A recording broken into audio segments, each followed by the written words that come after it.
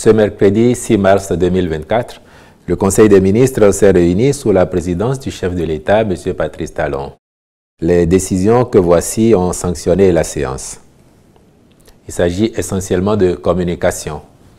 Ainsi, en point 1, subvention des kits de réception de la télévision numérique terrestre TNT. Dans le cadre de la mise en œuvre du schéma national d'extinction de la diffusion analogique et de basculement vers le numérique, il est envisagé un arrêt définitif de la diffusion analogique terrestre de la télévision le 15 août 2024, selon un mécanisme progressif d'extinction zone par zone à partir du 1er avril 2024. À cet effet, le gouvernement a prévu des mesures d'accompagnement au nombre desquelles un plafonnement du prix des kits de réception, l'exonération sur les droits de douane et sur la TVA de ces matériels. Malgré cela, il se révèle que le prix de vente de ces kits demeure une préoccupation pour les populations, au risque d'être un frein à leur large adoption.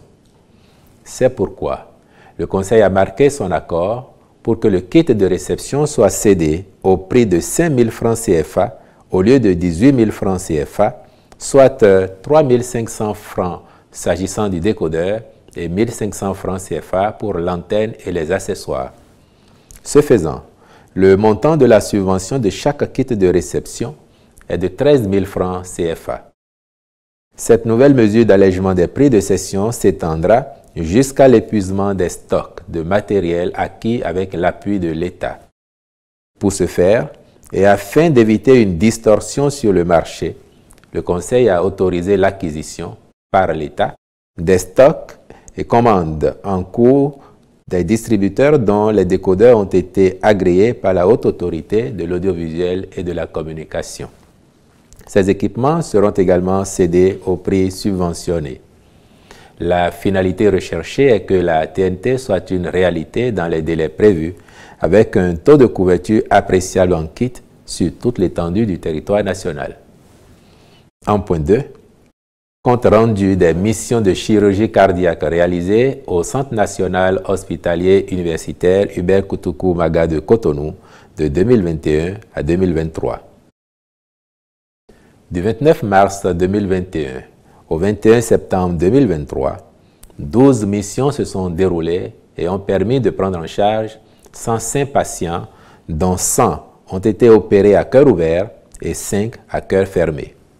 Le tout pour un montant total de 1 455 98 382 francs CFA entièrement pris en charge par l'État, avec des coûts allant, suivant les cas, de 6 millions à près de 20 millions de francs CFA, soit un coût moyen unitaire de 13 858 080 francs CFA. Celui-ci est moins élevé que le coût moyen des évacuations sanitaires pour la même intervention en Europe, qui est de 16 636 618 francs CFA pour des résultats quasi similaires, compte non tenu des frais de voyage, de séjour et d'autres coûts de logistique. Au terme de cette phase de mise en œuvre du pôle d'excellence, il ressort que la demande de chirurgie cardiaque est réelle dans notre pays. Tous les 2 mois, en effet, il est diagnostiqué une dizaine environ de cas nécessitant la chirurgie cardiaque, d'où l'importance de développer et de renforcer cette offre de soins. C'est pour cette raison que le Conseil s'est montré favorable à la poursuite de ces missions, avec un accent particulier sur le transfert de compétences au personnel local de santé, qui pourra bénéficier par ailleurs de stages de formation pratique en Europe.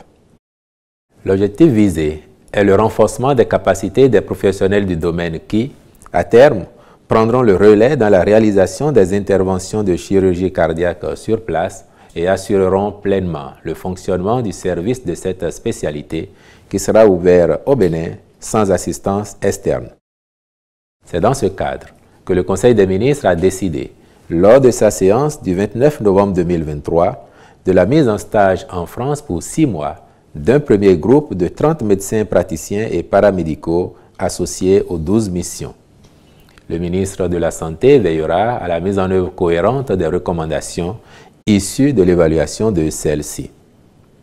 En point 3, compte rendu des diligences effectuées par l'Autorité de régulation des communications électroniques et de la poste ARCEP Bénin en vue de la migration du plan national de numérotation du Bénin de 8 à 10 chiffres. Le plan national de numérotation, dont la gestion relève des compétences de ARCEP Bénin, organise la ressource constituée par l'ensemble des numéros et permet d'identifier les points de terminaison fixes ou mobiles des réseaux et services téléphoniques afin d'acheminer les appels et d'accéder à des ressources internes au réseau. Il fixe les conditions de réservation et d'attribution relativement à la numérotation et représente un segment du plan de numérotage mondial défini par l'Union internationale des télécommunications. Au Bénin, ce plan est passé de 6 à 8 chiffres depuis 2005. Mais l'émergence de nouveaux services connectés, le lancement d'un nouvel opérateur et l'éclosion des services mobiles, financiers et de communication entre machines accroissent les besoins. Il devient donc impérieux de créer de nouvelles disponibilités pour satisfaire les attentes du secteur. Aussi, du point fait au Conseil par le ministre du Numérique et de la Digitalisation, il ressort que l'étude réalisée par ARCEP Bénin pour déterminer l'approche optimale à mettre en œuvre a conclu à la nécessité d'une migration du plan de numérotation de 8 à 10 chiffres. À ce titre, il est préconisé que toutes les actions relatives au basculement des réseaux des opérateurs vers le nouveau plan soient mises en œuvre selon le chronogramme communiqué. Le Conseil en a pris acte et a recommandé que l'autorité de régulation, en liaison avec les opérateurs, engage des actions de large communication et de sensibilisation à l'endroit des utilisateurs des services de communication électronique.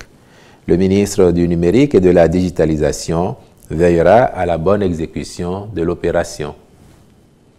S'agissant des rencontres et manifestations internationales, le Conseil a autorisé la participation des équipes nationales du Bénin aux compétitions sportives internationales majeures au titre de l'année 2024, puis l'organisation à Cotonou du 7 au 9 mars 2024 du 6e congrès de la Société des médecins spécialistes de la tête et du cou du Bénin, du 13 au 15 mars 2024 des 2e journées nationales d'infectiologie du Bénin, du 26 au 28 mars 2024 de la 21e session du Conseil d'administration du Centre international de recherche-développement sur l'élevage en zone subhumide. Enfin, au chapitre des mesures individuelles, au ministère du Cadre de vie et des Transports, en charge du développement durable, M. Assongba Gaston Cotin est nommé directeur général du laboratoire d'études et de surveillance environnementale. Je vous remercie.